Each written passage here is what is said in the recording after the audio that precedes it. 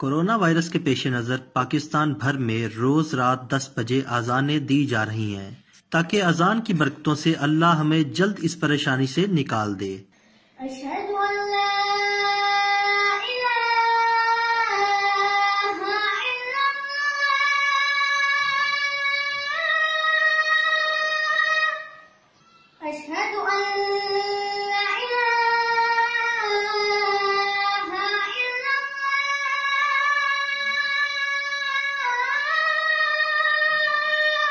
इसी तनाजुर में रावलपिंडी के नन्हे बच्चे अली आमिर ने खूबसूरत आवाज में अजान दी, जिसे सुनकर हर मुसलमान पर रिक्कत तारी हो गई।